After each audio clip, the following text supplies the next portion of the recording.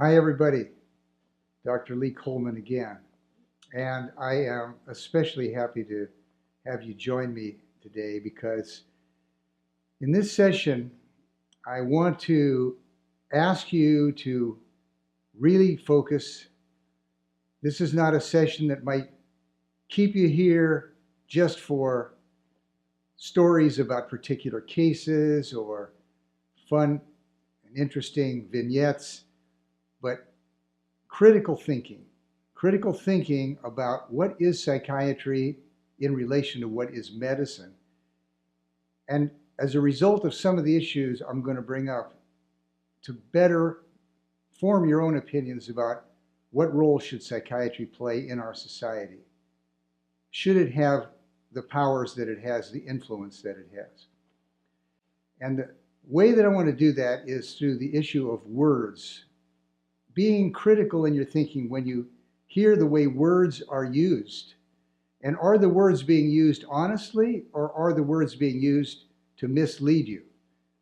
Let's leave out the issue of whether people doing it on purpose. That's too subtle to worry about for right now. We can assume that people are honest when they use the words, but that doesn't mean that they're correct when they use these words. So what am I talking about? I'm talking most especially about the use of the word diagnosis in psychiatry. So let me just tell you right off the top, psychiatrists don't diagnose people.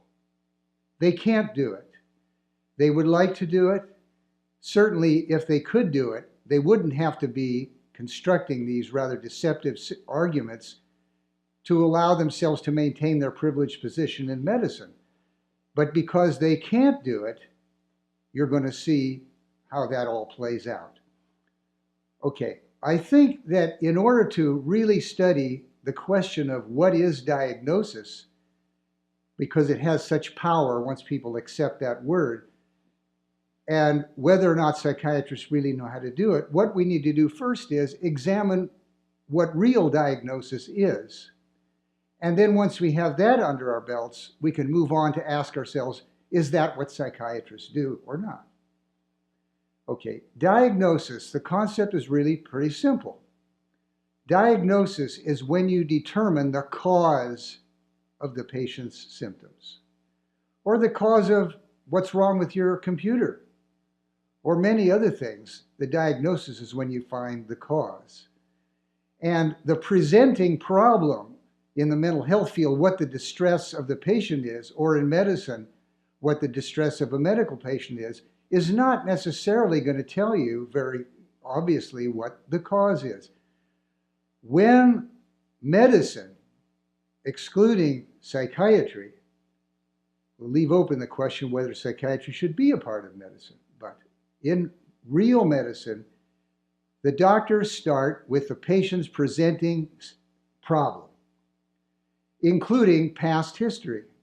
So their subjective feelings and experiences that brings them to the doctor, as well as any relevant past information that goes to their subjective symptoms. That's the history and the presenting problem. Now, what allows real doctors to do a diagnosis is that they can move from subjectively experienced behaviors, emotions, even in a medical problem, but also bodily disorders. Then the doctors have laboratory examinations, scientific instruments, films, x-rays, we all know about that. Now, the crucial difference is these are measurements of the body. It doesn't matter what the philosophical school of the physician is. If they're practicing good medicine, their particular point of view about the world, about human beings, about society, is not going to influence the outcome. If I'm a Republican, I shouldn't worry about having a Democrat doctor, or vice versa, just to pick a silly little example.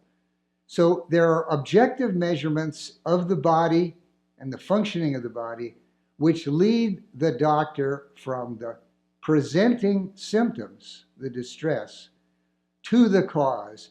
And when we have the cause, we call that a diagnosis. Psychiatrists never can do that. Not because they're not smart people, not because they're not dedicated people, anything like that. It's because the nature of the area that they work in. Emotional and behavioral problems do not have known physical causes. Despite the desperate speculations and wish fulfillment that psychiatry has foisted upon us as a society, they have found no causes for mental and behavioral disorders. Because they have found no causes, they can never diagnose anybody. But psychiatry most desperately wants to be seen as being able to diagnose people, because that's what legitimizes their position in the allocation of funding, in getting, if you're a researcher, if you are wanting to get paid for the therapy that you're providing with people, if you are a member of an organization like the American Psychiatric Association that wants to continue to get the money they make from the diagnostic manuals, so-called, that they put out, funding for projects that they want to do. And if one of the allies, the pharmaceutical industry that they have, wants to maintain these record profits, it all is resting on the idea that psychiatrists can diagnose people, that the drugs are addressing a particular disorder that has a physical cause. Why else would you put these drugs into people if you didn't think there was something wrong in their brain? We'll talk about that a little later. Where is there a possible use for medications where you don't know the cause? Possibly, but it would be very, very different than what we do now. So psychiatrists don't diagnose people. What is it they're doing? They are simply rephrasing what the presenting problem is. So if you have depression, as we all understand it to be, low self-esteem, low energy, loss of interest in normal activities, affecting your appetite, your sex life, suicidal thoughts, some degree of this, you are going to be labeled as having some kind of a depression. Now, is that really any different? Have you really learned anything? Well, the people who defend the idea that psychiatrists are adding something and that these labels are special, they will support it on two bases. One, they will say, is that we have a lot of experience. And therefore, what we conclude, how we choose to categorize your symptoms, is a step ahead. They also say that we've arrived at our categorizations by a consensus. We've spent a lot of time meeting with each other. And that's what these diagnostic manuals that they keep pumping out about every 10 years are based on, the consensus opinions of people with experience. Well, let me ask you, because I think you should be able to get the answer without any help from me. Is experience by itself sufficient to render something reliable and scientific? The history of the world would indicate that experience in the sciences does not progress unless it is backed up by independent data that can be verified. When you cannot prove whether you're right or wrong, that is the dividing point between science and everything else. Feedback, corrective feedback from independent measures.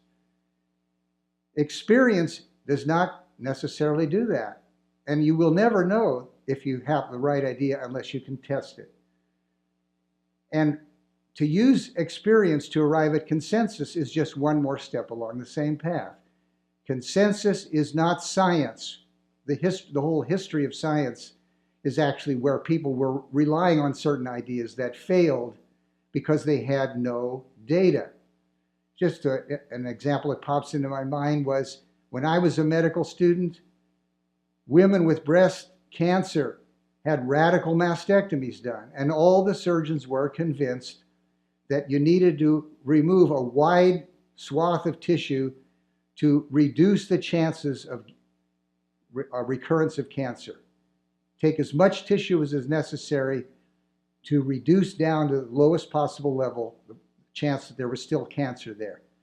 It was only when statisticians and medical researchers who were not the surgeons, not qualified to do surgery, who gathered the data to show the outcomes were not justifying this radical procedure.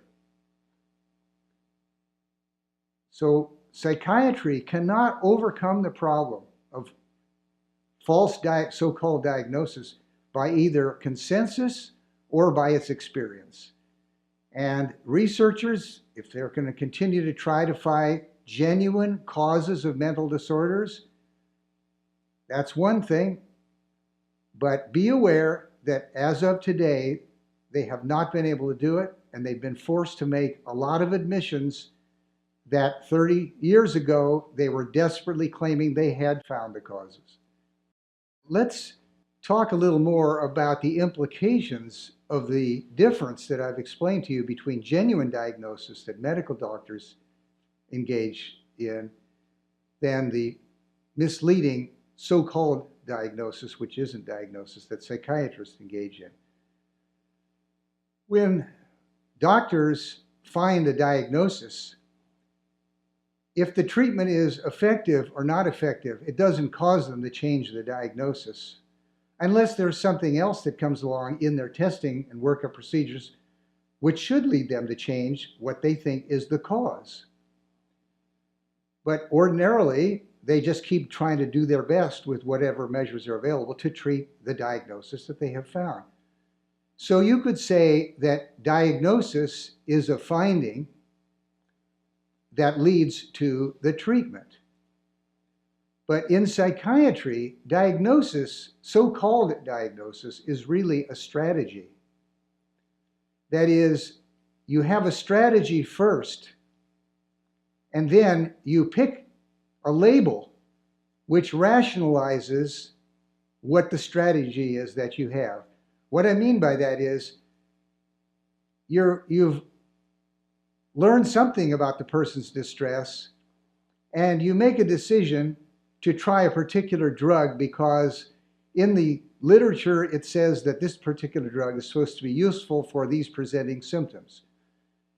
Now, the critical difference between psychiatry and medicine is that once you try that drug, if you don't feel you're getting the results that you want, you simply change the diagnostic label. If you have an opportunity to actually follow what's happening with patients, I've seen this happen for decades. You simply change the diagnostic label and say, well, I think maybe this is really a better description of the person's problem, and then you use different medication. Or you add another medication. You maybe try them both. Or maybe you have 3 medications because you say, well, I think this patient has 2 diagnostic labels. And so you can end up with 2, 3, 4 medications for 2 diagnoses. So in that case, it's not that a true diagnosis has led to a strategy, but that you had a strategy and then you picked the so-called diagnosis in order to rationalize it. And then you're free to do it again, change diagnostic labels. So it's a never-ending go-round because you never were able to form a diagnostic label that meant anything or a true diagnosis in the first place. So just to finish up, I want to actually give you a little diagnostic test that you can perform on yourself to see if you've absorbed what I'm saying to you, and if you find it convincing, whether you can apply it to certain situations. If you come across a situation where you hear or you think yourself that somebody you know, or yourself possibly, has been diagnosed by a mental health professional, such as somebody asked me recently, well, what do you think about that? What's the difference between schizophrenia and manic depression? I said to the person, you know, I really wouldn't know anything about what the person was like. I would know something about whoever applied that label, but I wouldn't know anything about the person. So if you hear it claimed that somebody was diagnosed manic depressive, diagnosed schizophrenia, the test is how you respond when you hear that. If you respond by saying, that doesn't tell me anything, I don't really know what was going on with that person, because all I know is that somebody decided to apply a label which is merely that person's feelings or opinions about the behavior of the person in question. So in order to know what the condition is of that person and what I think about it, maybe what would help that person, drop the label and ask yourself, what do I know about the person? If I know people who know that person, or if I know them, what does that tell me? And what do I think might be of benefit to that person? You'll then be acting more as a genuine mental health professional should be acting. But unfortunately, it's not what's happening. Because what you would be doing is you would be trying to learn about the human being. But because psychiatrists and all those who come under their influence adopt this medical model, they want to break up the person into the discrete part of them that has an illness, so-called illness, which makes all kind of sense in medicine, and then say, I'm going to treat that part of the person. And if necessary, we maybe even force it on them.